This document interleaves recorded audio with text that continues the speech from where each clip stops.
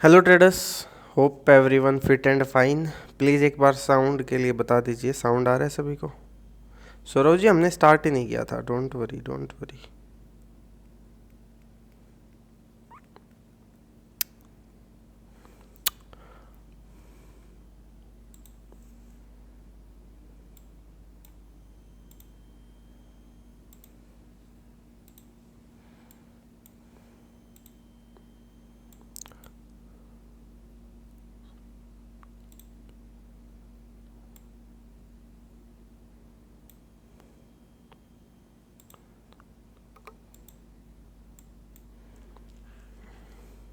Just 1 minute मोर इंतज़ार करते हैं या फिर स्टार्ट करेंगे जस्ट इन 1 मिनट।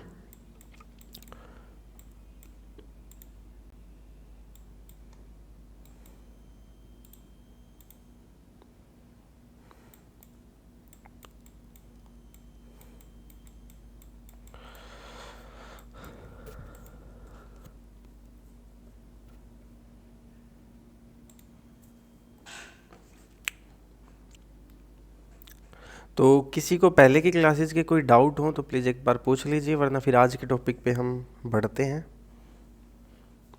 लास्ट में हमने सीखा था trend line, support resistance, dynamic support resistance and static support resistance.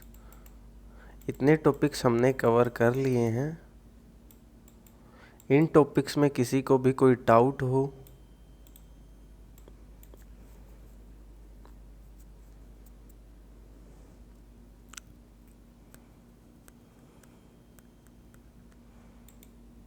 ये समझिए, अभी वो आगे का टॉपिक है।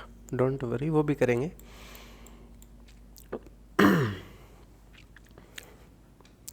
तो चलिए सेशन को स्टार्ट करते हैं। देखिए, हमने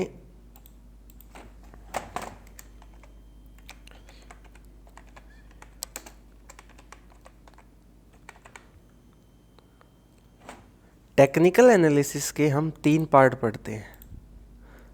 जो टेक्निकल एनालिसिस होता है, पहले तो टेक्निकल एनालिसिस देखिए, वैसे तो मैं 2-3 बार डिस्कस कर चुका, फिर भी बता देता हूँ। टेक्निकल एनालिसिस होता है हम चार्ट्स में देख के, सपोर्ट रेजिस्टेंस ट्रेंड लाइंस को देख के किसी भी स्टॉक, इंडेक्स, फ्यूचर, क्रिप्टो, उसकी मूवमेंट का पता लगाते हैं कि करंटली वो साइडवेज रेंज में चल रहा है, अप ट्रेंड में चल रहा है, डाउन ट्रेंड में चल रहा है, या फिर आने वाले टाइम में क्या कोई ऐसा लेवल है जो ब्रेकआउट करके वो अप जा सकता है, डाउन जा सकता है, वो सब। उसको हम बेसिकली टेक्निकल एनालिसिस बोलते हैं, मतलब चार्ट्स को देख के ही। बाकी ऐसा कोई हार्ड नहीं होता टेक्निकल एनालिसिस, बिकॉज आपने बहुत जगह सुना होगा। जो बिल्कुल बिगिनर है, मे बी उन्होंने ना सुना हो टेक्निकल एनालिसिस के बारे में, वरना आपको हर जगह यही देखने को मिलेगा, technical analysis technical analysis technical analysis. जैसे फंडामेंटल एनालिसिस हम लॉन्ग टर्म के लिए देखते हैं, तो टेक्निकल एनालिसिस होता है हमारा शॉर्ट टर्म या इंट्राडे के लिए। शॉर्ट टर्म जो स्विंग ट्रेडिंग बोलते हैं जिसको, उसमें तो देखिए बहुत सिंपल सी चीज़ें हो जाती हैं। स्विंग ट्रेड के लिए हमें इतनी ज़्यादा अपने माइंड पे इतना वो स्ट्रेस नहीं देने की ज़रूरत होती, बहुत सिंपल होती है। बट जो इंट्राडे ट्रेडिंग करते हैं ना, उसमें आपका टेक्निकल पे बहुत ही ज़्यादा अच्छा स्ट्रोंग आपका नॉलेज होनी चाहिए या लर्निंग होनी चाहिए टेक्निकल के ऊपर। बिकॉज टेक्निकल का मतलब है मूवमेंट, सपोर्ट एंड रेजिस्टेंस और ट्रेंड लाइंस के ऊपर। बिकॉज इनके ऊपर अगर आपकी स्ट्रोंग नॉलेज है तो ऑटोमेटिकली आपके टेक्निकल स्ट्रोंग हो गए। टेक्निकल स्ट्रोंग हो जाते ना, उसके बाद जो मार्केट की मूवमेंट का पता लगाना बहुत सिंपल हो जाता है। उसके बाद जस्ट आपको अपनी साइकोलॉजी पे वर्क करने की ज़रूरत होती है। तो हम आज टेक्निकल एनालिसिस के बिहाफ पे सपोर्ट, 3 पार्ट में मैंने इसको डिवाइड किया है, रेजिस्टेंस एंड ट्रेंड लाइंस। इनके बिहाफ पे हम एनालिसिस करना सीखेंगे। लेवल्स किस टाइप से हम चार्ट्स के अंदर मार्क करते हैं वो करना सीखेंगे। मैं सपोर्ट रेजिस्टेंस को लेवल्स बोलूँ तो प्लीज़ कन्फ्यूजन में मत आना। सपोर्ट रेजिस्टेंस को आप सपोर्ट रेजिस्टेंस भी बोल सकते हैं एंड लेवल्स भी बोल सकते हैं। लेवल्स मैं क्यों बोलता हूँ उसका रीज़न भी अभी आपको पता चल जाएगा। देखिए वैसे तो होता है मल्टी टाइम फ्रेम एनालिसिस, जो कि आगे की क्लास होगी।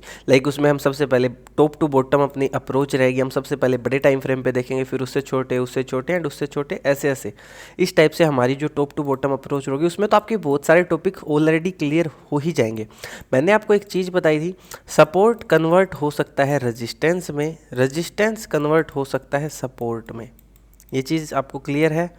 तीन जो पॉइंट हमने डिस्कस किए थे। एंड एक हिस्ट्री रिपीट्स इट्सेल्फ, आज जो कि सारी चीज़ें बहुत वर्क आएंगी। हिस्ट्री रिपीट का मैंने आपको समझाया था क्यों हिस्ट्री रिपीट होती है, क्योंकि हम फ्यूचर प्रिडिक्ट नहीं कर सकते किसी भी बिहाफ पे कि फ्यूचर में मार्केट डाउन जाएगी या लो जाएगी। हम सिर्फ लेवल्स आइडेंटिफाई कर सकते हैं, जो कि स्ट्रॉन्ग सपोर्ट या स्ट्रॉन्ग रेजिस्टेंस के लेवल। उन लेवल्स के बिहाफ पे हम ये सोचते हैं कि मार्केट ने पहले यहाँ पे किसी पॉइंट पे रेजिस्टेंस लिया है, आने वाले टाइम में वो इस पॉइंट पे रेजिस्टेंस ले सकती है, और अगेन अगर आए तो भी वो इसी पॉइंट पे रेजिस्टेंस ले सकती है। हम इन चीज़ों को फाइंड आउट करेंगे तो मूवमेंट उस हिसाब से हम प्रिडिक्ट कर सकते हैं। लाइक यहाँ से रेजिस्टेंस है, या तो इसका ब्रेकआउट होगा या फुल होगा, दो ही पॉसिबिलिटी बनती है। तो ये सारी चीज़ें टेक्निकल एनालिसिस के अंदर आती हैं। तो आज इसी के बिहाफ पे चलिए हम चार्ट्स के अंदर किस टाइप से मार्किंग करते हैं। पहले मैं बैंक निफ्टी पे करके दिखा रहा हूँ, उसके बाद आपको कोई डाउट हो किसी स्टॉक्स के ऊपर पूछना हो या निफ्टी 50 जो भी, हम उनके ऊपर भी चार्ट्स की मार्किंग करके देखेंगे। एंड साथ ही साथ आपको कुछ होमवर्क भी मिलेगा, कुछ स्टॉक्स से रिलेटेड या कुछ इंडेक्स से रिलेटेड, वो आपको घर पे करना है। लाइक आपकी चार्ट की मार्किंग आप किस टाइप से करते हो अपने चार्ट्स के ऊपर, जिससे कि फिर कल से जो लाइक मंडे से आप अपनी मार्केट के अंदर उनको अप्लाई करके देखोगे, उससे पता चलेगा मार्केट किस हिसाब से किसी सपोर्ट की रिस्पेक्ट करती है, किसी रेजिस्टेंस की रिस्पेक्ट करती है, किसी ट्रेंड लाइन की रिस्पेक्ट करती है। तो चलिए सबसे पहले स्टार्ट करते हैं। हम आज बेसिकली एक ही टाइम फ्रेम पे करेंगे। मल्टी टाइम फ्रेम वाले में क्लासेज में काफ़ी चीज़ें और ऐड होंगी, उस वजह से मल्टी टाइम फ्रेम आज हम नहीं करने वाले। आज हम एक तो लास्ट क्लास जो हमने परसों ली थी फ्राइडे को, सॉरी फ्राइडे को नहीं, थर्सडे को शायद, आज तो सैटरडे है ही, थर्सडे को क्लास ली थी, उसका भी थोड़ा सा टॉपिक कवर करेंगे, बिकॉज वो क्लास हमने बीच में ही एंड कर दी थी ड्यू टू सम रीजंस। सबसे पहले हाउ वी मार्क लेवल्स। आपने कैंडल्स देखी होंगी, काफ़ी में कुछ वीक पार्ट इतना रहता है, बॉडी पार्ट इतना रहता है, काफ़ी पूरी कंप्लीट ही जिनके अंदर बॉडी का बॉडी पार्ट रहता है, और काफ़ियों में बहुत ही ज़्यादा छोटी बॉडी होती है। वो ऊपर भी हो सकती है कुछ इस टाइप से, या बीच में मिडल में भी हो सकती है, या बिल्कुल लो में बिल्कुल छोटी सी बॉडी। लाइक विग का पार्ट जिसके अंदर ज़्यादा है, विग को हम वैसे रिजेक्शन भी बोल सकते हैं, रिजेक्शन का पार्ट ज़्यादा जिसके मिडल में होता है, उसके अंदर बायर्स एंड सेलर्स दोनों की रिजेक्शन थी, जिसमें अपसाइड, अब वो डिपेंड करेगा ये ग्रीन है या रेड, उस हिसाब से हम फाइंड करेंगे कि वहाँ पे बायर्स का रिजेक्शन ज़्यादा है या सेलर्स का रिजेक्शन ज़्यादा है। जो कि फुल बॉडी वाली कैंडल होगी वो तो उसका कलर्स देख के ही पता चल जाएगा कि जैसे ग्रीन है तो बायर्स का डोमिनेशन था पूरा उस कैंडल के अंदर, वो रेड है तो रेड से पता चल जाएगा कि उसके अंदर सेलर्स का डोमिनेशन था। तो लेवल्स मार्क करने में जो हम सपोर्ट और रेजिस्टेंस, देखिए चार्ट के अंदर देख के सपोर्ट रेजिस्टेंस कोई भी अच्छे से बता सकता है, हमें पता चल रहा है, क्योंकि कोई भी बता देगा यहाँ से मार्केट में फॉल हुआ है तो ये एक रेजिस्टेंस है, यहाँ से मार्केट अप उठी है यहाँ से तो ये एक सपोर्ट है, ये तो सिंपली कोई भी बता देगा। बट मार्किंग इंपॉर्टेंट है, परफेक्ट मार्किंग, क्योंकि फेक ब्रेकआउट और फेक ब्रेकडाउन का नाम आपने सुना होगा ना, काफ़ी टाइम फेक ब्रेकआउट्स होते हैं जिसकी वजह से हमारे असल हिट होते हैं maximum time, because market maximum sideways होती है। तो वहाँ पे अगर आपकी मार्किंग परफेक्ट नहीं है तो आप काफ़ी रोंग एंट्रीज करोगे, और रोंग एंट्री की वजह से आपके स्टॉप लॉस ज़्यादा हिट होंगे। तो वो हमें बचाने के लिए परफेक्ट मार्किंग करनी होती है। उस वजह से हम दो तरह से मार्किंग करते हैं। एक, जैसे मैं कुछ कैंडल्स का सॉरी पेंटिंग में लेते हैं कुछ कैंडल्स का एग्जांपल, चार्ट्स के अंदर भी करेंगे बट पहले एक बार अपना थ्योरी क्लियर हो जाए उसके हिसाब से। यहाँ से मान लीजिए एक इस टाइप की कैंडल है जिसमें बहुत ही ज़्यादा रिजेक्शन देखने को मिली हमको,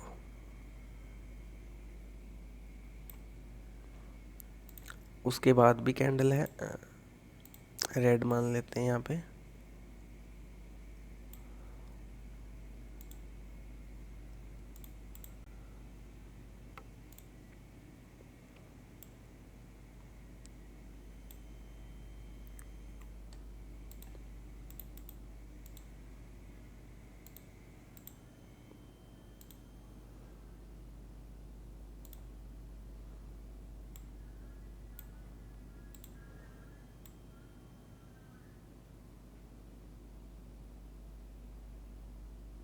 ये एक टाइप की फॉर्मेशन है।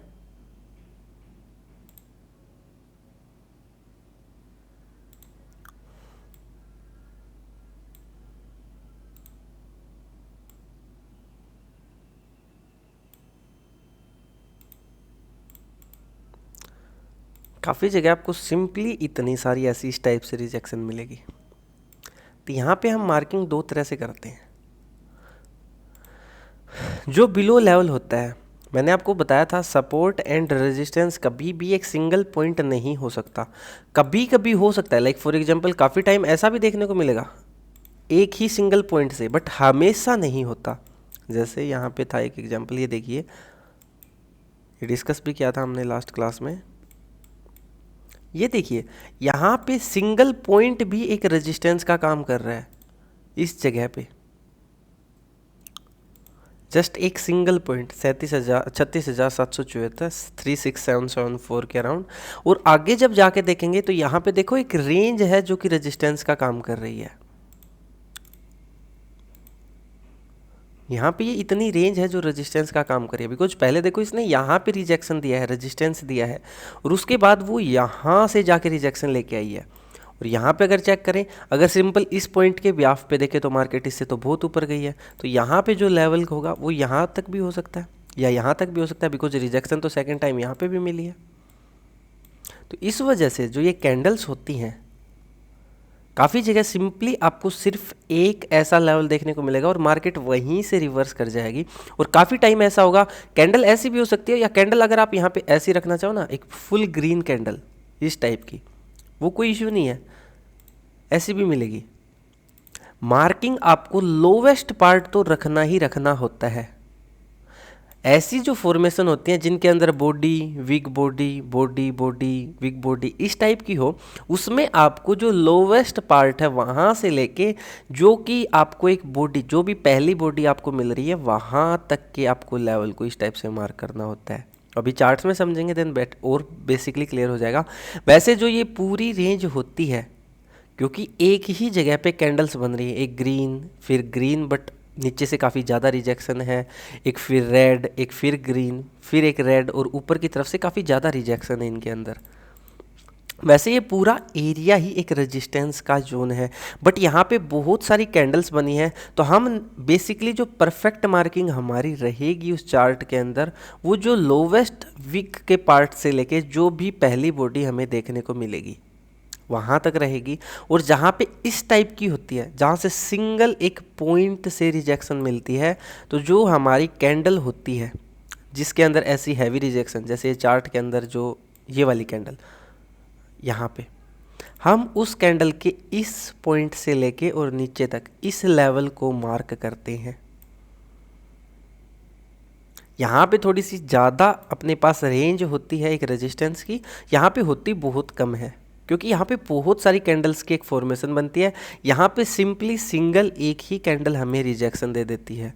यहाँ पे इस कैंडल में रिजेक्शन मिली बट सेलर्स अगेन आ गए, फिर बायर्स अगेन आए, फिर बायर सेलर्स की फाइट हुई, बाद में जाके कोई कंक्लूजन निकलता है नीचे की तरफ का या अपसाइड का। अभी चार्ट में समझेंगे, कंफ्यूज मत होना, तब ऑटोमेटिकली क्लियर हो जाएगा एक लेवल की मार्किंग। हम 15 मिनट्स के टाइम फ्रेम पे एक बार लेवल्स की मार्किंग करते हैं। सिंपली तो आपको चार्ट में देख के पता चल रहा है, यहाँ पे भी एक सपोर्ट है, यहाँ पे भी एक सपोर्ट है, यहाँ पे भी एक सपोर्ट है, बट यहाँ पे क्या वो वाली फॉर्मेशन नहीं है जो सिंगल एक ही कैंडल के अंदर वाली नीचे आई मार्केट और एक ही कैंडल के अंदर रिजेक्शन मिली है। तो मार्किंग आप ऐसे सिंपली ऐसे भी कर सकते हो, लोवेस्ट। बट अगर आपको एक पूरी रेंज फाइंड आउट करने की कोशिश करनी है तो इसका लोवेस्ट पार्ट लीजिए इस कैंडल का और इसकी बॉडी तक यहाँ पे मिलवा दीजिए।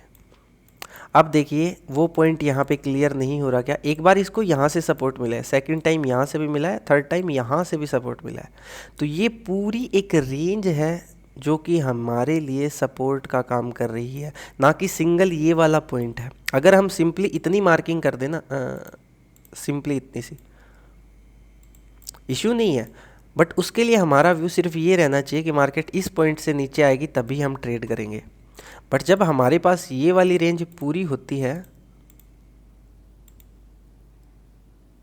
तब हमारे पास ये पॉइंट है कि मार्केट अगर घूम फिर के यहाँ तक भी आती है तो हम एक अपसाइड की ट्रेड भी प्लान कर सकते हैं, मे बी यहीं से रिजेक्शन मिल जाए।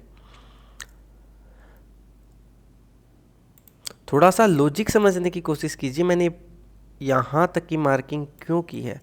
एक तो रिजेक्शन है इस पूरी में, मतलब इतनी पॉइंट पे कभी ना कभी तो बॉडी भी गई होगी इस कैंडल की, जो अपनी ये वाली कैंडल है, इस कैंडल की यहाँ पे कभी ना कभी तो बॉडी भी गई होगी ना, एक बार आई बट बायर्स ने इसको रिजेक्शन दिया है इतनी दूर तक, जहाँ पे ये विक का पार्ट है इतनी दूर तक।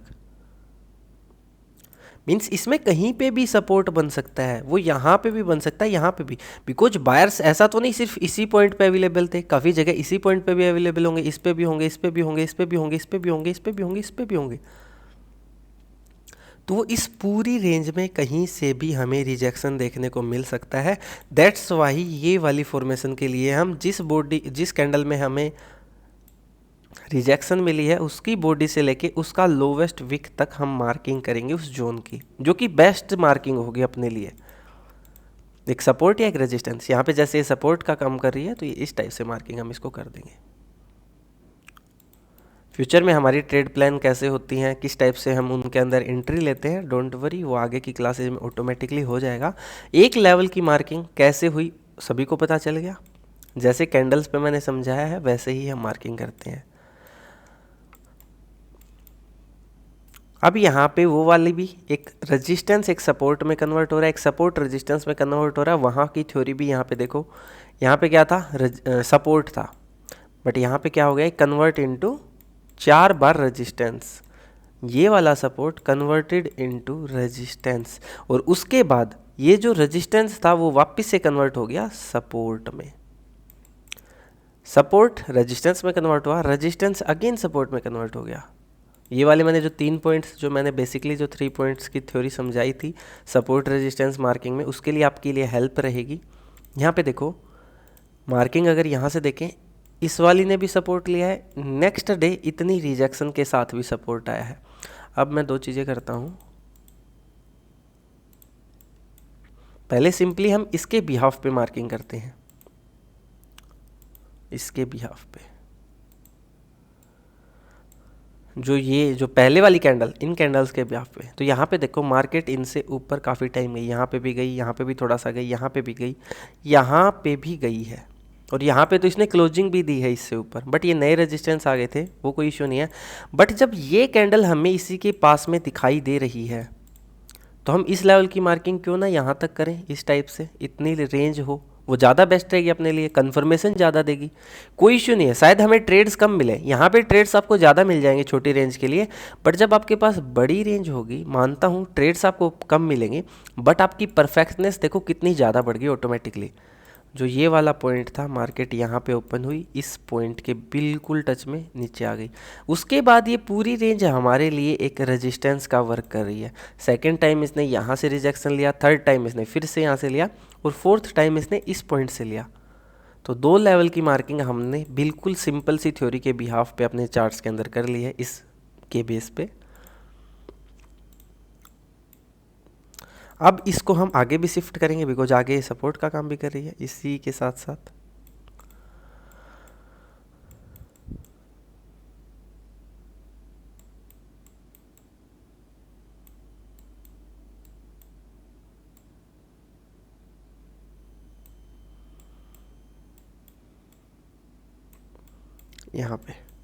अब यहाँ पे अगर हम चेक करें, जब ये वाला परफेक्ट जो सपोर्ट और रेजिस्टेंस रहेगा वो तो ये रेंज ही रहेगी, बट इसने क्या किया है, इससे कुछ पॉइंट पहले, बिकॉज यहाँ पे भी एक रिजेक्शन थी छोटी सी, ये मैं यहाँ पे सिंपली एक लाइन ड्रॉ करूँगा ना, यहाँ पे इस पॉइंट के बिहाफ पे, तो आगे देखना मार्केट ने इस पॉइंट की भी रिस्पेक्ट की है।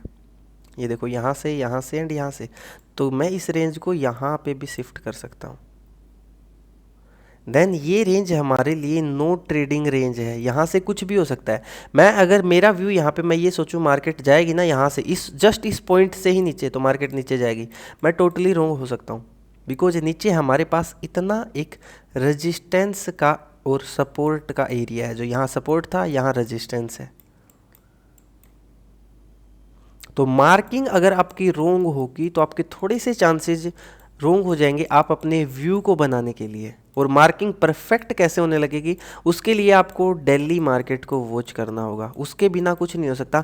मार्किंग आप कर लोगे, बेस्ट मार्किंग कर लोगे, मैं नहीं कह रहा, बट आपको डेली कंटिन्यूसली मार्केट को वॉच करना होगा। लेवल्स की रिस्पेक्ट किस टाइप से होती है, बिकॉज यहाँ पे एक बिगिनर ट्रेडर होगा ना, मैं यहाँ पे ही बता देता हूँ, इस पॉइंट, क्योंकि मैं इसको हटाता हूँ एक बार। यहाँ पे गलती बहुत ज़्यादा हो सकती है, बिकॉज यहाँ पे वो देखेगा मे बी उसने सपोर्ट रेजिस्टेंस सीख रखे हैं बट मार्किंग अच्छे से नहीं सीख रखी। वो देखेगा यहाँ पे भी एक सपोर्ट था, यहाँ पे भी सपोर्ट था, अगर मार्केट इससे नीचे जाएगी तो नीचे फॉल करेगी ही करेगी। कर सकती है, मैं वो नहीं कह रहा, बट एक चांस तो लेस है, बिकॉज नीचे की तरफ भी तो आपके पास एक रेंज है बहुत ही ज़्यादा बड़ी।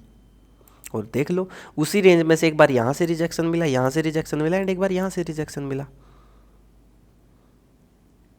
तो मार्किंग को भी आपको थोड़ा सा बेटर वे में कन्फर्म करना होगा। तो मेरे हिसाब से पॉइंट्स समझ में आ गए होंगे जो जो हमें मार्किंग के लिए बेसिकली लेके रखने हैं, अपने माइंड में हमेशा रखने हैं। उसके बाद चलिए अब सिंपली मैं डायरेक्ट मार्किंग पे बढ़ता हूँ। पहली मार्किंग हम इस टाइप से करेंगे,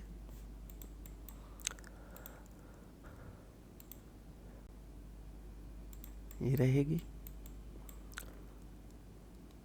उसके बाद क्या हमें ये छोटे लेवल से मार्क करने चाहिए, वो हम टॉप टू बॉटम अप्रोच में सीखेंगे।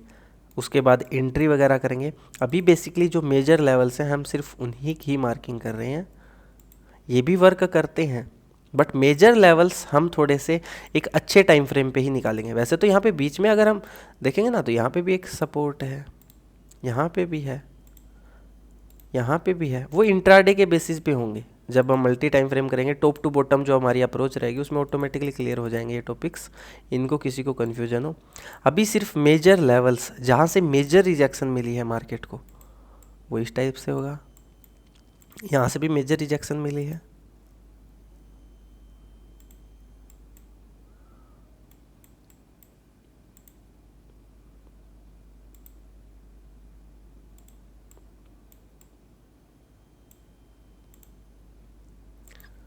जैसे मैं बता रहा छोटे छोटे लेवल्स भी होंगे बट छोटे लेवल्स को हम सिंपली इस टाइप से मार्क करते हैं।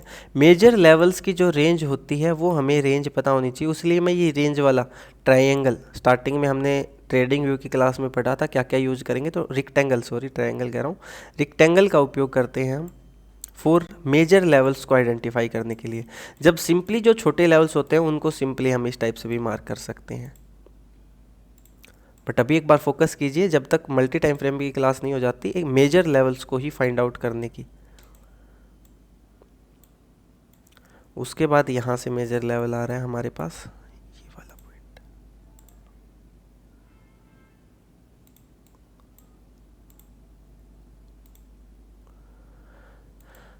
ये वाला पॉइंट है, ये वाला पॉइंट भी है बट ये मेजर नहीं हो सकता बिकॉज अगर स्ट्रॉन्ग रेजिस्टेंस होता ना, स्ट्रॉन्ग रेजिस्टेंस पे मार्केट जाएगी, फॉल कर जाएगी। जहाँ पे इतनी सारी कैंडल्स बन चुकी हैं इसका मतलब वो वीक है, किसी रीजन से वो वीक है, उसको आप इस टाइप से मार्क कर लीजिए।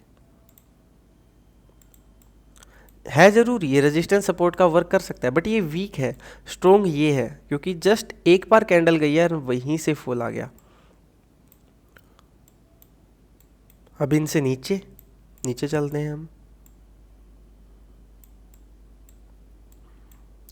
नीचे जाएंगे तो यहाँ पे देखो ये वाली यहाँ पे रिजेक्शन क्यों मिली है। यहाँ पे अगर मैं यहाँ पे किस टाइप से लाइन ड्रॉ कर दूँ तो आपको ऑटोमेटिकली पता चल जाएगा, वो इस वजह से मिली है। हिस्ट्री रिपीट इटसेल्फ,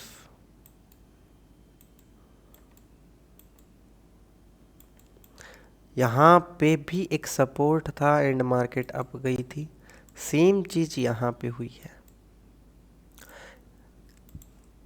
यहाँ पे हुई है। ये वाली जो रिजेक्शन है वो इस पॉइंट की वजह से मिली है। हमें सिर्फ अपने लेवल्स को मार्क करना होता है, हम नहीं पता कर सकते कि मार्केट किस पॉइंट से और कब रिजेक्शन लेगी। हमें अपने बेस्ट लेवल्स मतलब बेस्ट सपोर्ट एंड रेजिस्टेंस अपने चार्ट में होंगे तो हमारे चांसेस ऑटोमेटिकली ज़्यादा अच्छे हो जाएंगे उस ट्रेड को अच्छा परफेक्ट बनाने के लिए। यहाँ से भी मिली है एंड उसके बाद बहुत नीचे चली जाती है तो इतना दूर अभी जाने की ज़रूरत नहीं है। अभी हमारे पास ये रेंज है 37,000 के आसपास है, 34,800 तक अगर मार्केट आएगी तो अपने पास मेजर लेवल्स ये हैं। इनके बिहाफ पे ट्रेड प्लान कैसे होगी वो चलो आगे का टॉपिक है। अब इसके अंदर नेक्स्ट चीज़ हम ऐड करेंगे ट्रेंड लाइंस। जहाँ जहाँ से भी हमें दिख रहा हो, जिस टाइम फ्रेम पे मैंने मार्क की हैं उसके ऊपर ट्रेंड लाइंस का फॉर्मूला पता है 1 2 3 4 5, और ओरिजिन से स्टार्ट होती है। पहली ट्रेंड लाइन कुछ इस टाइप से जा रही है, जिसका यहाँ पे ब्रेकआउट फेलियर हुआ। उसके बाद नीचे से यहाँ से भी एक ट्रेंड लाइन जा रही है, इसका यहाँ पे ब्रेकआउट हुआ जरूर, बट ये सपोर्ट लेके यहाँ से ऊपर निकल गई। और छोटे टाइम जहाँ पे करंटली मार्केट रन कर रही है वहाँ पे भी एक ट्रेंड लाइन बन के आ रही है, जिसका ऑलरेडी वैसे ब्रेकआउट हो चुका है, ये इस टाइप से यहाँ पे सक्सेसफुली। अब हमारा व्यू क्या रहना चाहिए? इस ब्रेकआउट के बाद ये यहाँ पे फेलियर हो गई थी, तो हम यहाँ पे चलो ट्रेड प्लान अलग आगे की क्लासेस का है, टॉपिक है। यहाँ से इसका ब्रेकआउट हुआ तो अपसाइड भी मार्केट गई है, ये फेल भी हो गया। जैसे देखो, हम हमेशा सही नहीं हो सकते, जो ट्रेंड लाइन जो सपोर्ट हमने बनाया हो सही नहीं हो सकते, बिकॉज यहाँ पे पीछे से ये भी तो एक रेजिस्टेंस भी तो था ना। यहाँ पे ट्रेंड लाइन ब्रेकआउट हुई बट रेजिस्टेंस मिल गया। सेकेंड टाइम इस ट्रेंड लाइन का ब्रेकआउट होने की वजह से ये सक्सेसफुल क्यों हुई? क्योंकि इसके पास रेंज काफ़ी बड़ी आ गई, उसके पास मूव करने के लिए इतनी रेंज थी, और जब ये ब्रेकआउट हुआ तब उसके पास मूव करने के लिए इतनी सी रेंज थी, जिसकी वजह से फेलियर भी हो गया। तो आपके अगर लेवल्स अच्छे हैं तो जो आपकी अप्रोच होगी वो ऑटोमेटिकली अच्छी हो जाएगी मार्केट के प्रति। ये इस टाइप से हम मार्किंग करते हैं मेजर जोन्स की। अभी करंटली इतनी ही सारी ट्रेंड लाइंस बन के आ रही हैं। वैसे यहाँ से अगर हम ड्रॉ करेंगे एक ट्रेंड लाइन नीचे की तरफ से, क्योंकि ये भी एक पॉइंट ऑफ ओरिजिन है एक फॉल का, करंटली ऐसी बन रही है, बट इसको हम परफेक्ट ट्रेंड लाइन नहीं बोल सकते एज ऑफ नाउ, बिकॉज ये ट्रेंड लाइन ऐसी भी थी, ऐसी भी बन रही थी एक टाइम पे, और अभी ये ऐसी भी बन रही है। इसको परफेक्ट तब बोलेंगे मार्केट एक बार जाके अगेन इसका यहाँ पे सपोर्ट ले एंड फिर अप जाए। तो इसको मैं हटा देता हूँ। एक ट्रेंड लाइन यहाँ पे और बन सकती है,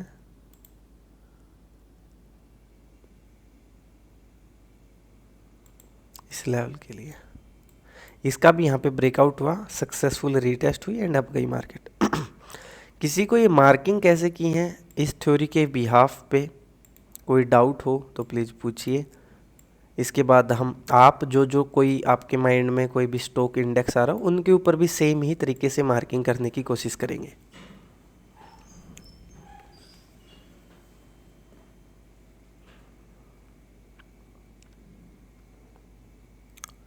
देखिए, डाउट है तो प्लीज़ पूछ लीजिएगा, कोई भी छोटा सा। डाउट क्लियर नहीं करोगे तो ऑटोमेटिकली आपको ही परेशानी होगी।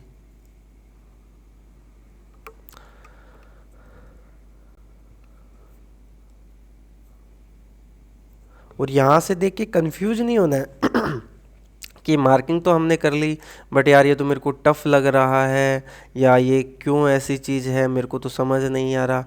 ये चीज़ें सिर्फ आपकी नॉलेज के लिए होती हैं। जब हम ट्रेड प्लान वाली क्लास में ट्रेड प्लान किस टाइप से होंगी वो सीखेंगे, ऑटोमेटिकली आपको चीज़ें इजी लगने लग जाएंगी। अभी शायद आपको थोड़ा सा डिफ़िकल्ट लग भी रहा हो। कितने मिनट का टाइम फ्रेम सही होता है? अगर आप एक बिगिनर ट्रेडर हो जितेंद्र जी तो 15 मिनट्स का टाइम फ्रेम परफेक्ट है आपके लिए। एक्सपीरियंस के साथ साथ इंट्राडे कर रहे हो तब की मैं बता रहा हूँ, स्विंग ट्रेड कर रहे हो तो 1 आवर से ऊपर ऊपर का ही टाइम फ्रेम रखने की ज़रूरत होती है। 5 मिनट भी सही होता है, बट उसके लिए आपको थोड़ा सा एक्सपीरियंस चाहिए, लाइक मे बी 6 मंथ का, 7 मंथ का। मार्केट को लाइक मूवमेंट आपको समझ में आने लग जाए एक बार कि मार्केट की मूवमेंट किस टाइप से होती है, वो सबसे इम्पोर्टेंट है। यहाँ पे कितने दिन देखो, 1 दिन, 2 दिन, 3, 4, 5, 6, 7 दिन मार्केट यहाँ पे साइडवेज रही है एक ही रेंज के अंदर, ऊपर से नीचे, नीचे से ऊपर, ऊपर से नीचे, नीचे से ऊपर। तो ये आपको आइडेंटिफाई करने आनी चाहिए कि मार्केट इस रेंज में रहेगी तब तक मार्केट के साइडवेज होने के चांसेस ज़्यादा हैं। इंट्राडे के बिहाफ पे शायद साइडवेज ना हो, बिकॉज ये दिन काफ़ी ट्रेंडी था इंट्राडे के बिहाफ पे। ये मैं उस टाइम फ्रेम की बात कर रहा हूँ जिस पे आप मार्केट का एनालिसिस करने की कोशिश कर रहे हो।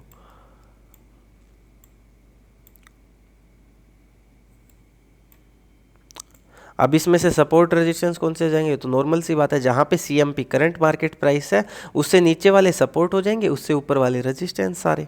मार्केट फॉर एग्जांपल यहाँ से मूव करके कल के दिन इस लेवल को ब्रेक करके और इस रेंज में आने लग जाए तो ये एक सपोर्ट का काम करने लग जाएगा। अभी ये रेजिस्टेंस है, बाद में ये सपोर्ट में कन्वर्ट हो जाएगा। जैसे यहाँ पे हुआ, यहाँ पे देखो ये सपोर्ट था, गैप डाउन ओपनिंग के साथ इसी को मार्केट रेजिस्टेंस लेने लगी।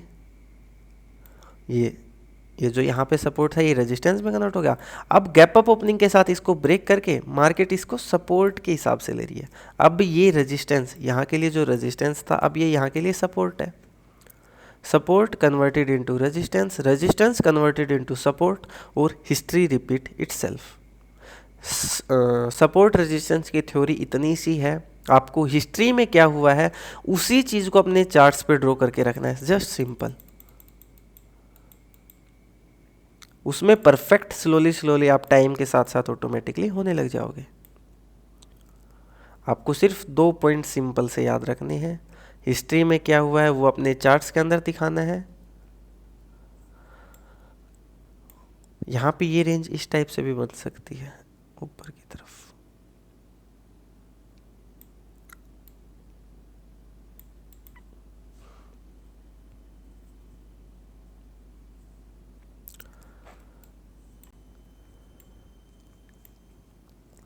Yes Narendra ji, don't worry, fake breakout fake breakdown के बारे में भी हम सीखेंगे। फेक ब्रेकआउट फेक ब्रेकडाउन क्या होते हैं, किस टाइप से होते हैं। अभी हमने ये लेवल्स इसके हिसाब से सीख लिए। जैसे हम चार्ट्स को देख के, क्या हम सपोर्ट रेजिस्टेंस के लिए कुछ और भी यूज कर सकते हैं, या ट्रेंड लाइंस के लिए कुछ और भी यूज कर सकते हैं। डायनेमिक सपोर्ट रेजिस्टेंस वाली क्लास किसी ने पढ़ी थी न, ज्वाइन की थी, तो उनको पता होगा। हम इन्हीं सारी चीज़ों के लिए यहाँ पे EM में भी यूज कर सकते हैं, moving average exponential.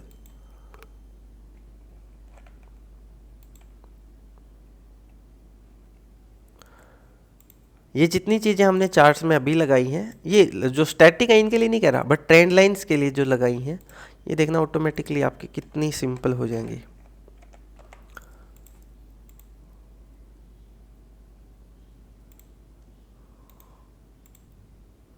White sorry रंग इसका थोड़ा सा चेंज कर देते हैं।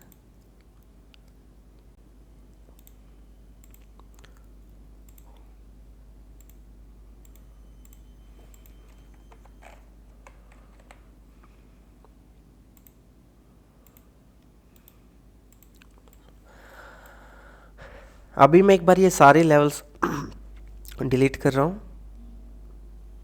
आप इन ट्रेंड लाइंस को देखना। सॉरी, जो चीज़ें हमने ट्रेंड लाइंस के बिहाफ पे बनाई थी वही देखो। मार्केट यहाँ तक अप ट्रेंड में थी, 50 EMA का ब्रेकआउट हुआ। 50, ये येलो वाली 50 है, ऑरेंज वाली 200 है, 200 का EMA 200 का ब्रेकडाउन हुआ। मार्केट में स्ट्रेट फॉल आया, यहाँ से 200 EMA एंड 50 EMA। अब देखो 200 EMA यहाँ पे सपोर्ट का रेजिस्टेंस का काम कर रहा है, देन 50 EMA रेजिस्टेंस, यहाँ पे 200 EMA, देन 50 EMA। जो ट्रेंड लाइन्स हमने जो यहाँ पे देखो एक ड्रॉ की थी अभी के लिए, स्टार्टिंग की जो ट्रेंड लाइन्स थी, ये देखो यहाँ पे जब ये फेक ब्रेकआउट हुआ ऊपर की तरफ, तो 200 EMA हमें हेल्प करता है। मार्केट 200 EMA से ऊपर होगी तब मार्केट ऑटोमेटिकली अप ट्रेंड में चली जाती है। ऐसा नहीं है हमेशा, यहाँ पे देखो फेक ब्रेकआउट्स भी होते हैं। 200 EMA ये नहीं है कि 200 EMA हमने चार्ट में लगा लिया तो हम हमेशा सही ही होंगे, नो, वो भी आपके लिए फेक ब्रेकआउट ब्रेकडाउन की मदद से आपको उस चीज़ को आइडेंटिफाई करना होगा। यहाँ से जो उसके बाद जो सेकंड ट्रेंड लाइन निकल के आ रही थी,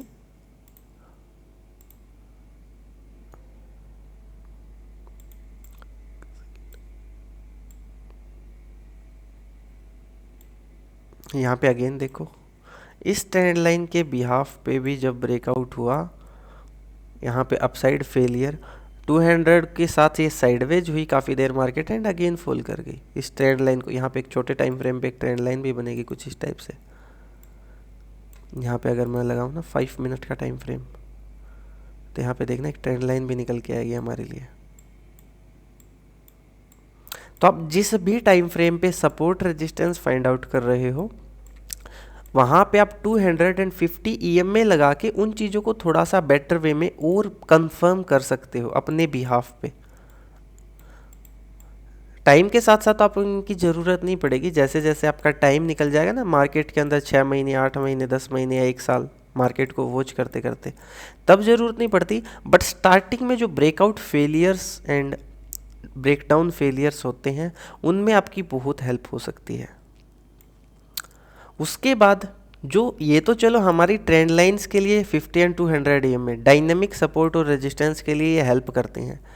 बट जो हमारे स्टैटिक सपोर्ट रेजिस्टेंस जो कि हम फिक्स मार्किंग कर रहे थे, यहाँ पे लेवल यहाँ पे लेवल यहाँ पे लेवल, उनके लिए क्या कर सकते हैं, पाइवट पॉइंट स्टैंडर्ड।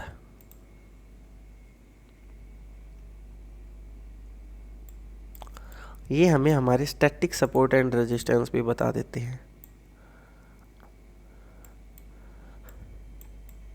ब्लैक में अगर कंफ्यूजन है तो मैं थोड़ा सा इसका कलर चेंज कर देता हूँ और इसका भी थोड़ा सा कलर चेंज कर देते हैं ब्लू। यहाँ पे देखो ऑटोमेटिकली और बेटर कंफर्मेशन आपको मिल के आ जाएगी। मार्केट पूरा दिन एक पी जो अपना पाइवट पॉइंट था उसके बीच में और उसका सपोर्ट था उसके बीच में ही इसने ट्रैवल किया है सारा दिन। तो जो चीज़ें आप मार्क कर रहे हो अपने बिहाफ पे उनकी थोड़ी सी बेटर कंफर्मेशन के लिए आप पाइवट पॉइंट्स को भी ऐड कर सकते हो अपने चार्ट में। इतनी चीज़ कंफर्म हो गई। टाइम फ्रेम वही जो आप यूज करते हो। टाइम फ्रेम को ऐसा नहीं करना आज आपने 15 मिनट का टाइम फ्रेम यूज करके ट्रेड कर रहे हो, फिर आप 5 का यूज कर रहे हो, कल परसों 1 मिनट का कर रहे हो, आपको अगर वो समझ में नहीं आया उसके बाद अगेन 15 पे शिफ्ट हो गए। नो, आपको एक टाइम फ्रेम चूज करना है। 15, 5, 1 पे तो जाना ही नहीं है, 1 पे तो बहुत आगे की बातें हैं, बट 15 मिनट्स या 5 मिनट्स इनमें से एक टाइम फ्रेम चूज करना है इंट्राडे के बिहाफ पे। उस टाइम फ्रेम पे आपके support resistance pivot point and दोनों ईएमए को अपने चार्ट्स में लगाना है। ईएमए डायनामिक देखो यहाँ पे क्या हुआ, ये रेजिस्टेंस का वर्क किया है, यहाँ पे सपोर्ट का वर्क किया है इस ईएमए ने नीचे की तरफ से 50 EMA ने, यहाँ पे ब्रेकआउट फेलियर भी हो गया, यहाँ पे ब्रेकआउट सस्टेन भी किया, यहाँ पे अगेन आई तो यहाँ पे पहला सपोर्ट लिया 50 EMA पे, अगेन आई 50 EMA पे ही सपोर्ट लिया, फिर इसके बीच में साइडवेज हो गई एंड फिर इसका ब्रेकआउट भी हो गया ऊपर की तरफ। वही चीज़ें जो हम प्राइस एक्शन के बिहाफ पे अपने सपोर्ट रेजिस्टेंस मार्क करते हैं अपने चार्ट्स में, उनको ये थोड़ा सा और बेटर वे में आप इन दोनों को ऐड कर देते हो तो आपके साथ ये चीज़ें हो जाती है। अब इसके अंदर मैं एक और चीज़ ऐड कर दूँ, उससे आप मार्केट की एक डायरेक्शन भी फाइंड आउट करने की कोशिश कर सकते हो। मार्केट अप रहेगी या डाउन रहेगी या साइडवेज का, तो देखो साइडवेज तो हम प्रिडिक्ट नहीं कर सकते, वो तो सपोर्ट रेजिस्टेंस के बीच में ही होगा।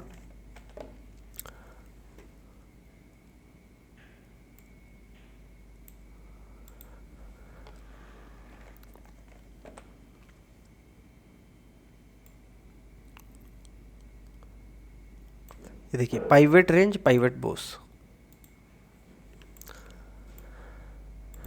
Chances are very high 70 to 80 times ऐसा देखने को मिलता है हमें,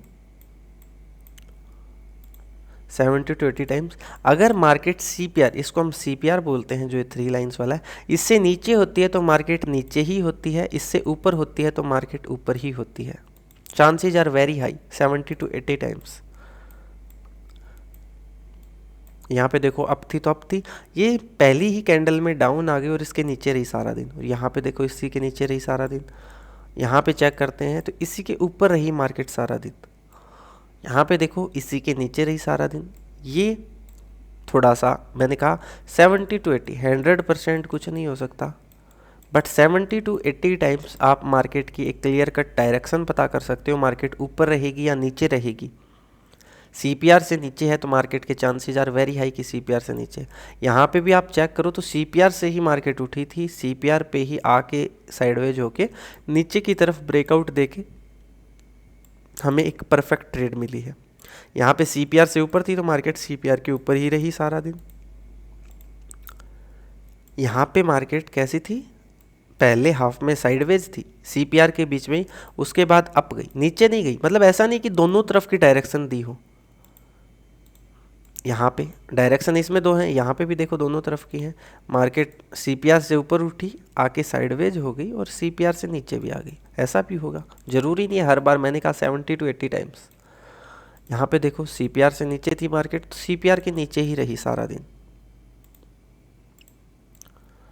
इस दिन देख लो CPR से नीचे मार्केट थी तो CPR से नीचे ही रही। यहाँ पे चेक कर लो CPR से नीचे थी तो CPR से नीचे रही। यहाँ पे देख लो CPR से ऊपर थी तो CPR से ऊपर ही रही। मानता हूँ ऊपर वोलेटाइल है बट CPR से ऊपर है, मैं ये बताने की कोशिश आपको कर रहा हूँ। यहाँ पे देखो CPR से नीचे है तो CPR से ऊपर नहीं गई, बस CPR के अंदर ही क्लोजिंग दे दी गई इसने। यहाँ पे CPR को पहली कैंडल में ब्रेक करके सारा दिन नीचे ही रही। तो ये सारी पॉसिबिलिटीज़ हैं। आप इन इंडिकेटर्स को अगर अपने चार्ट्स पे लगा लोगे, लेवल्स को मार्क कर लोगे, उसके बाद फॉर बेटर कन्फर्मेशन आप अपने सपोर्ट, आप अपने रेजिस्टेंस को थोड़ा सा बेटर वे में डिजाइन कर सकते हो। मार्किंग के साथ साथ अपनी अप्रोच को और बेटर कर सकते हो। अभी मेरे को बताइए आपके माइंड में कोई ऐसा स्टॉक हो उसके लिए हम ऐसे ही लेवल्स की मार्किंग करें जैसे हमने बैंक निफ्टी की है।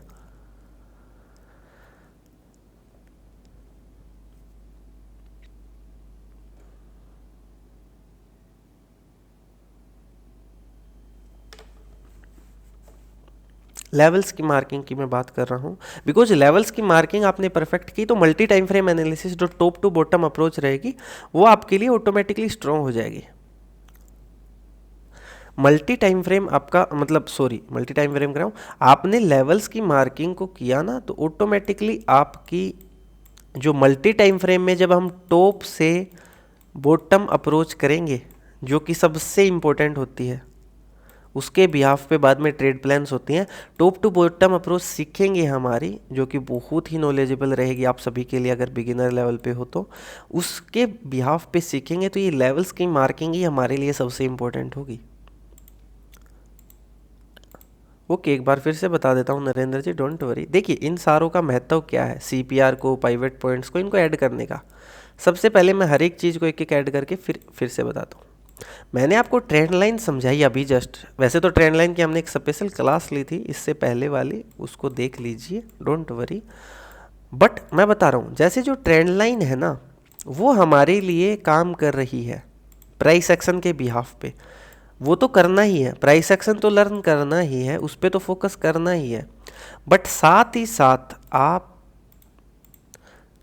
50 और 200 EMA को अगर लगा देते हो, वो तो मार्केट की मूवमेंट के साथ जो भी आपका टाइम फ्रेम है उस पे आपको जो हमें ट्रेंड लाइंस करके दे रही है। ट्रेंड लाइंस हमारे लिए क्या करके दे रही है, ट्रेंड लाइंस हमें करके दे रही है dynamically support and resistance. Market जब नीचे की तरफ होती है, डाउन ट्रेंड में होती है, तब हमें ये रेजिस्टेंस बताती है। मार्केट जब अप ट्रेंड में होती है तब हमें ये सपोर्ट का वर्क करती है। यहाँ पे सपोर्ट, यहाँ पे सपोर्ट। तो यहाँ पे जब डाउन जा रही है मार्केट, जो ट्रेंड लाइन है वो हमें रेजिस्टेंस का वर्क कर रही है यहाँ पे। तो 50 और 200 EM में हम अगर लगा लेते हैं तो वो भी हमारे लिए वही सेम चीज़ करते हैं। यहाँ पे देखो रेजिस्टेंस का वर्क किया, यहाँ पे 50 ने रेजिस्टेंस का वर्क किया, यहाँ पे अगेन 50 ने किया, यहाँ 200 EM ने किया, यहाँ अगेन 50 50 50, यहाँ पे जाके 200 EM ने अगेन हमें रेजिस्टेंस कवर किया, यहाँ 50 EM ने, यहाँ बीच में साइडवेज, यहाँ साइडवेज, यहाँ पे 200 EM ने रेजिस्टेंस का वर्क किया। यहाँ पे उसके बाद क्या हुआ, मार्केट ने 50 को भी ब्रेक कर दिया एंड 200 को भी ब्रेक कर दिया और सस्टेन भी करने लगी। और next 2 days gap up opening के साथ 50 EMA पे साइडवेज हो गई। अभी जो करंटली लास्ट 3 दिन से मार्केट चल रही है वो यहाँ पे देखो 200 EMA का भी यहाँ पे सपोर्ट है, साथ ही साथ अपना लेवल भी है। तो जो आप लेवल की मार्किंग करते हो उसमें आपको एक बेटर कंफर्मेशन मिल जाती है। जो हमने यहाँ पे लेवल मार्क नहीं किया था ये वाला, उसी के साथ यहाँ पे 200 EMA का भी सपोर्ट है। तो थोड़ा सा बेटर वे में यहाँ पे एक चीज़ हो जाती है। उसके बाद पाइवेट पॉइंट्स ऐड कर देते हैं। तो पाइवेट पॉइंट वो पॉइंट्स होते हैं जो हम लेवल्स की मार्किंग करते हैं हमारे लिए, जो हमने यहाँ पे जैसे कोई लेवल की मार्किंग की है उसको एज एन एक इंडिकेटर के बिहाफ पे निकालना। 50 और 200 हमें डायनेमिक सपोर्ट रेजिस्टेंस बताते हैं और पाइवेट पॉइंट हमें स्टैटिक सपोर्ट एंड रेजिस्टेंस बता देता है चार्ट के अंदर। फिर था सीपीआर। नरेंद्र जी क्लियर नहीं हो रहा हो तो कोई इशू नहीं, आप एक बार फिर से बता दीजिए, हम फिर से भी देख लेंगे। सीपीआर हमें बताता है मार्केट की उस दिन की मूवमेंट कहाँ रहने वाली है। सीपीआर सेंट्रल पाइवेट रेंज इसकी फुल फॉर्म है। ये हमें बताती है मार्केट नीचे रहेगी या ऊपर रहेगी या साइडवेज रहेगी। चांसेस होते हैं 70 to 80 टाइम्स आउट ऑफ 100। अगर मार्केट इस सीपीआर से नीचे है तो वो पूरा दिन सीपीआर से नीचे रहेगी। यहाँ पे देख लो सीपीआर से नीचे थी, सीपीआर से नीचे, यहाँ पे फेस्टिक कैंडल में सीपीआर से नीचे आ गई तो सीपीआर के नीचे ही रही मार्केट।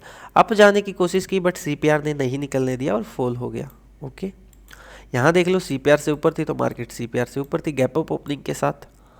यहाँ पे सीपीआर से ऊपर थी, सीपीआर से ही सपोर्ट लेके मार्केट उठी है। यहाँ पे सीपीआर से नीचे थी तो सीपीआर से नीचे। ये एक दिन हुआ सीपीआर से ऊपर गई और फिर सीपीआर में आके सीपीआर को ब्रेक करके नीचे भी आ गई। ऐसा मैं नहीं कह रहा 100 टाइम्स आप सही हो गए, but 70 to 80 times market CPR के ऊपर या सीपीआर के नीचे रहती है। ये चीज़ बताने की मैं कोशिश कर रहा हूँ।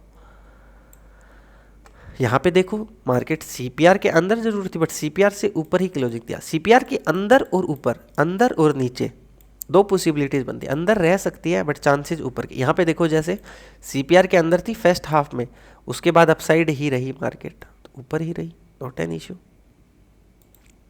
ये एक दिन था, यहाँ पे मार्केट सीपीआर के ऊपर क्लोज हुई, अप गई, फॉल आया सीपीआर में और सीपीआर से नीचे इसने क्लोजिंग दे दी, उसमें कोई इशू नहीं है। यहाँ पे सीपीआर के नीचे थी तो सीपीआर के नीचे रही मार्केट।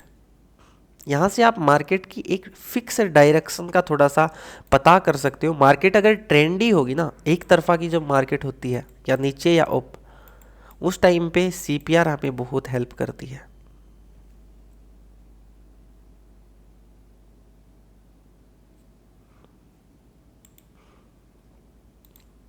यहाँ पे देख लो सीपीआर से नीचे थी, यहाँ पे भी सीपीआर से नीचे थी, यहाँ पे सीपीआर से ऊपर थी, यहाँ पे सीपीआर से नीचे एंड सीपीआर के अंदर, यहाँ पे फेस्टिक कैंडल सीपीआर से नीचे एंड मार्केट सारा दिन नीचे, यहाँ पे सीपीआर से नीचे, यहाँ पे सीपीआर से नीचे, यहाँ पे सीपीआर से नीचे, यहाँ पे ऊपर बट सीपीआर के अंदर।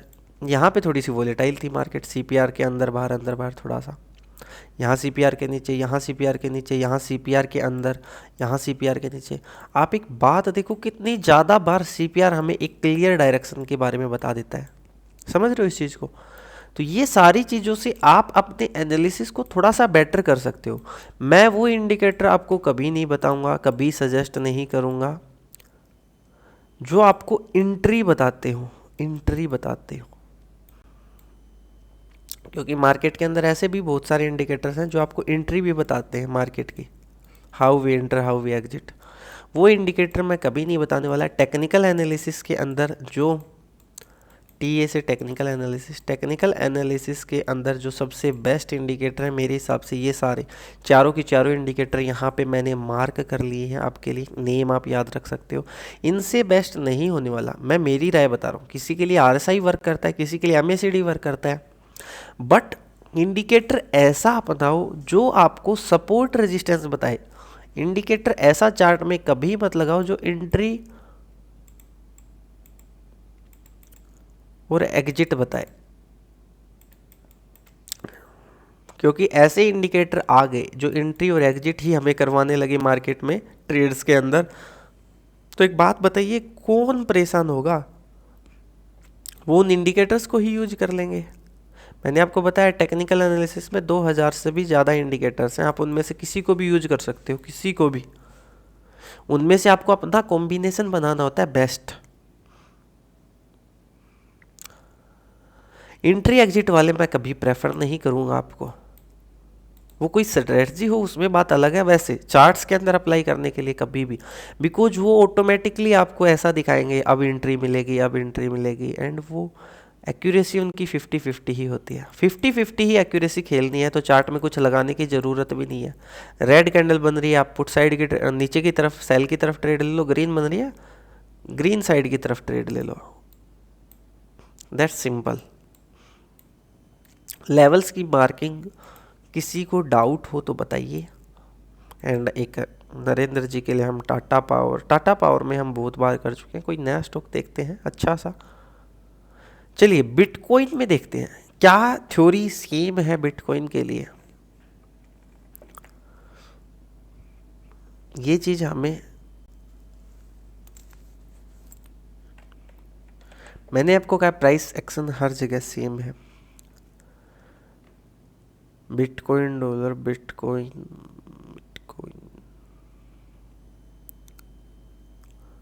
बिटकॉइन यूएस डॉलर या बिटकॉइन बाइनेंस, बिकॉज मैं क्रिप्टो में ट्रेड नहीं करता अभी तो आगे फ्यूचर का कह नहीं सकते। अभी देखिए चार्ट में सेम, आपको जो टाइम फ्रेम पे आपके लेवल्स मार्क करने हैं उसी के बिहाफ पे सेम क्रिप्टो में भी सेम चीज होती है।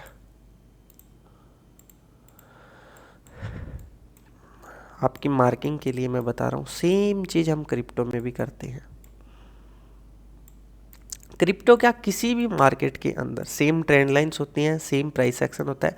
यहाँ पे अगर चेक करें 15 मिनट्स के बिहाफ पे, ये एक ही कैंडल में कितना रिजेक्शन मिला है, तो रिजेक्शन वाली थ्योरी के बिहाफ पे हम एक मार्किंग कर सकते हैं यहाँ पे, इस पॉइंट से यहाँ तक।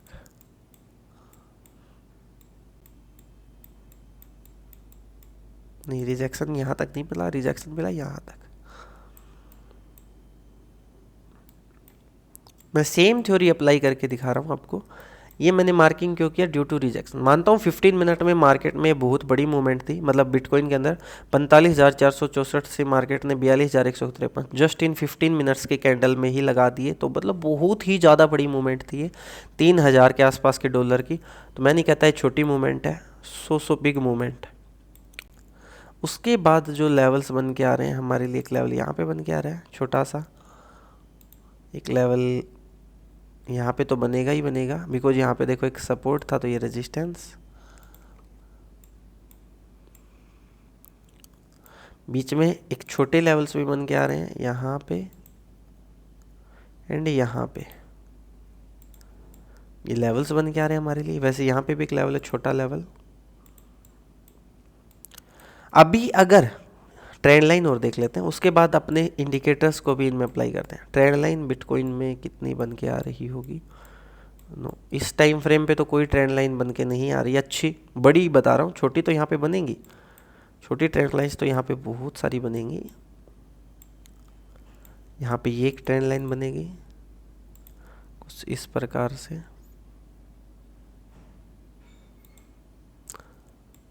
जो कि यहाँ पे फेल भी हुई है। नीचे की तरफ से भी एक ट्रेंड लाइन चल रही है इसके अंदर, यहाँ से छोटी। अब इन्हीं सारी चीज़ों को हम इंडिकेटर, सबसे पहले 50 एंड 200 EM में वाइट कलर कर लेते हैं इसका।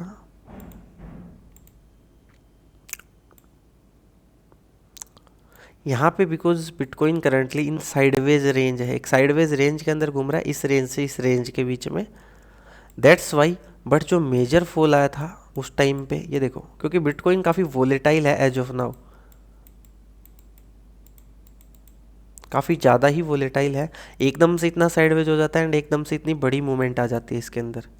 अभी करंटली भी ये चल ही रहा है, यहाँ से ये ट्रेंड लाइन फॉलो हो रही है, ये हो रहा है। बट यहाँ पे अगर चेक करो, यहाँ पे देखो, पहला resistance, second time resistance, third time resistance, and इसी में साइडवेज है। उसके बाद इसका ही ब्रेकआउट, ऊपर ट्रेंड लाइन का भी fake breakout and again fall. यहाँ पे फिर से इसका रेजिस्टेंस, फिर से सपोर्ट, फिर से। तो आप इनको अपनी थ्योरी में ऐड कर सकते हो। अब इसके बाद पाइवट पॉइंट को और ऐड कर देते हैं।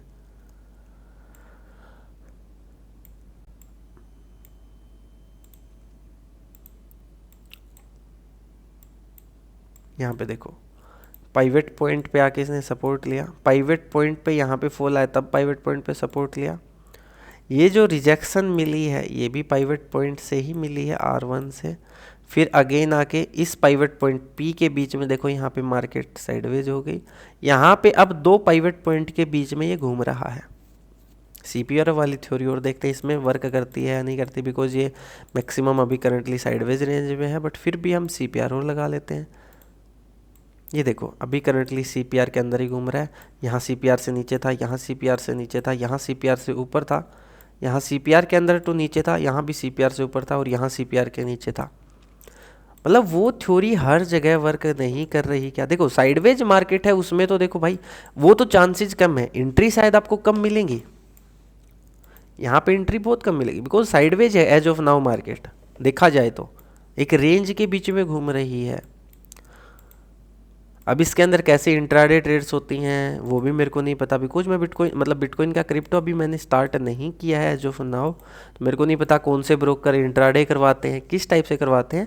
बस मैं थ्योरी समझाने की कोशिश कर रहा हूँ। बिटकॉइन करंटली साइडवेज है, उसका तो मेरे पास भी कोई इलाज नहीं है, बट यहाँ पे साइडवेज है तो देखो इसी रेंज में CPR के बीच में ही घूम रहा है आज के दिन, क्योंकि 24/7 चलते हैं तो अभी इनका बहुत ज़्यादा टाइम बचा हुआ है, क्या पता इसका ब्रेकआउट मिल जाए अपसाइड। तो इस थ्योरी के अंदर कैसे हम लेवल्स को मार्क करते हैं और उनको अच्छे से परफेक्टली हम उनको थोड़ा सा और बेटर वे में कंफर्म कर सकते हैं, किसी को डाउट?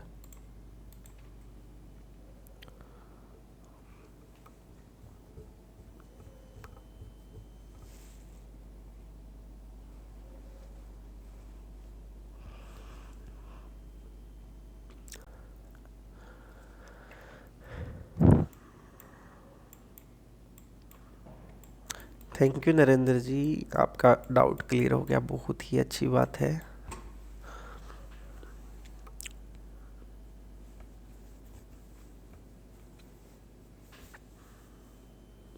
अभिषेक जी देखिए उसमें भी इश्यू नहीं है जो आप कह रही हैं, उसमें भी वो जो RSI लाइक जो इंडिकेटर्स होते हैं वो सबकी अपनी अपनी पसंद होती है। मैं तो इंडिकेटर प्रेफर ही नहीं करता, चार्ट के अंदर आपने लेवल्स मार्क कर लिए, उससे ऊपर क्या है? इंडिकेटर्स ना कि बराबर प्रेफर करता हूँ, ना कि बराबर। जब मार्केट मेरे अंडरस्टैंड में नहीं आती, ऐसा भी होता है, हमेशा सही कोई नहीं हो सकता, जब मेरे अंडरस्टैंडेबल मतलब मेरी जो नॉलेज है या मेरा जो लेवल्स हैं उनमें मेरे को वो कंफ्यूज कर रही है, कभी ब्रेकआउट फेलियर हो रहा है, ब्रेकआउट डाउन हो रहा है, फेलियर और डाउन हो रहा है, उनमें मेरे को कंफ्यूज कर रही है, तब मैं इनका यूज करता हूँ जो चारों चीज़ें हैं फॉर बेटर कन्फर्मेशन। वरना इंडिकेटर की ज़रूरत ही नहीं पड़ती। जब आप एक चीज़ को रेगुलर वॉच कर रहे हो, मैं जैसे बैंक निफ्टी को रेगुलर वॉच करता हूँ सुबह 9:15 से 2:50 तक, उसके बाद तो मैं नहीं करता और उससे पहले भी काफ़ी टाइम नहीं करता। तो उसके अंदर जो चीज़ें हैं, जो सपोर्ट और जो रेजिस्टेंस की महत्वता जो वो उनकी रिस्पेक्ट कर रही है, वो ऑटोमेटिकली ही मेरे को समझ आने लग जाती है। कंफ्यूज कर रही है तो हम इनको यूज करते हैं। RSI diversion, MACD entry exit, वो इसलिए प्रेफर नहीं कर रहा बिकॉज MACD हमें एंट्री एंड एग्जिट बतवाता है, एंट्री एंड एग्जिट। RSI हमें डाइवर्जन बताता है, लाइक मार्केट ओवरबोट में है, ओवरसोल्ड कंडीशन में है, बट उनका वही चीज़ है, वो थ्योरी जिसको पसंद है वो उनको पसंद है। प्राइस एक्शन के साथ आप वो इंडिकेटर्स ऐड करोगे जो आपको एंट्री एग्जिट बताते हैं, लाइक मैं नहीं मानता ऐसा हो सकता है, बट सबकी अपनी अपनी पसंद है, अपनी अपनी चॉइसेस हैं, हम किसी को रोक नहीं सकते। तो आज की क्लास को हम यहीं पे एंड करते हैं। किसी को डाउट हो टॉपिक्स में तो बताइए। लेवल्स की मार्किंग प्लीज़ आप एटलीस्ट 5 स्टॉक्स की या इंडेक्सेस की अपने चार्ट में खुद कीजिए। कल की क्लास में ऑटोमेटिकली हेल्पफुल रहेंगे जब हम टॉप टू बॉटम अप्रोच सीखेंगे। क्लास आपको आफ्टर 3-4 आवर्स रिकॉर्डेड वर्जन में भी मिल जाएगी, तो कोई इशू नहीं है, आप वहाँ से भी देख लेना। किसी को डाउट हो तो प्लीज़ बताइए, वरना आज के सेशन को हम यहीं पे एंड करते हैं।